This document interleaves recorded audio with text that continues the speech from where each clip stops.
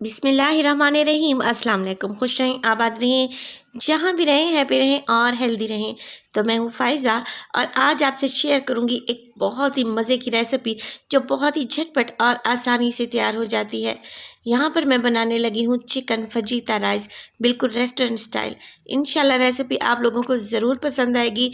ये चावल निहायत ही टेस्टी बनते हैं और बनाना भी बहुत ही आसान है। तो रेसिपी को एंड तक देखिएगा। अच्छी लगे तो लाइक कर दें, चैनल को भी सब्सक्राइब कर लें। तो चलें जी, जल्दी से स्टार्ट करते हैं। तो सबसे पहले हमने क्या करना है, मेरे पास है यहाँ पर बोनलेस चिकन, तकरीबन 250 ग्राम यानी कि 1 पाव के करीब, और इसको मैंने लंबे लंबे स्ट्रिप्स में काट लिया है।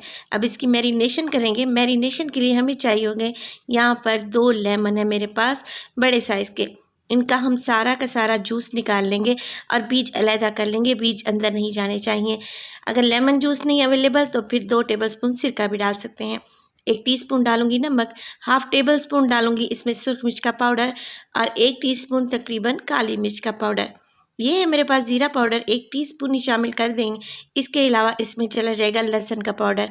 अगर लहसुन का पाउडर अवेलेबल नहीं है तो फिर फ्रेश लहसुन भी आप इसमें डाल सकते हैं। बस जी यही चीज़ें जाएंगी और चिकन को बहुत अच्छे से मिक्स कर लें।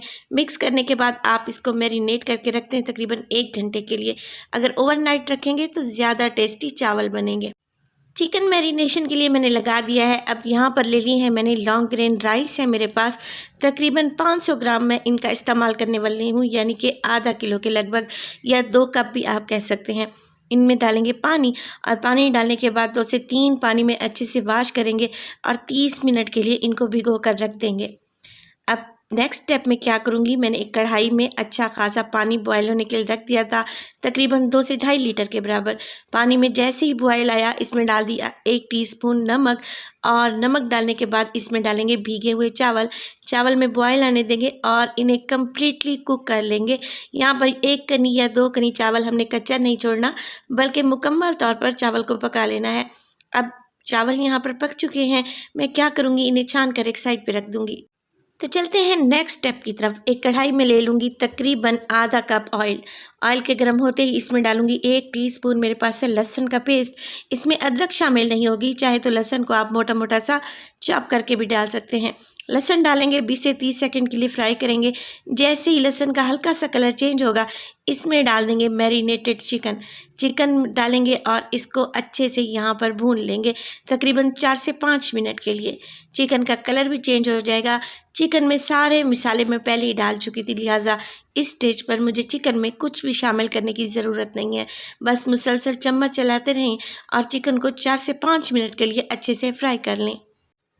जैसे ही चिकन यहाँ पर अच्छे से फ्राई हो जाएगी, मुझे इसको गलाने के लिए पानी की ज़रूरत पड़ेगी, लिहाजा मैं इसमें डाल दूँगी तकरीबन 1 कप के बराबर पानी, ताकि चिकन बहुत अच्छे से गल जाए, सॉफ्ट हो जाए। बस जी पानी डाल दिया है, कवर लगाएंगे, 5 से 6 मिनट के लिए पकाएंगे। बोनलेस चिकन है, ये बहुत ही जल्दी पक जाता है। 5 से 6 मिनट के बाद आप देख रहे हैं तकरीबन यहाँ पर चिकन का पानी ड्राई होने वाला है। हल्की हल्की सी आपको ग्रेवी नज़र आ रही है। बस जी इसी स्टेज पर डाल दूंगी मैं इसमें बॉइल्ड राइस। ग्रेवी अभी इसमें बाकी है, इससे क्या होगा, चावल मिक्सिंग में बहुत ही ईजी रहेंगे। अगर कम्प्लीटली हमने मिक्सचर को ड्राई कर लिया तो फिर मिक्सिंग ईजी नहीं होगी।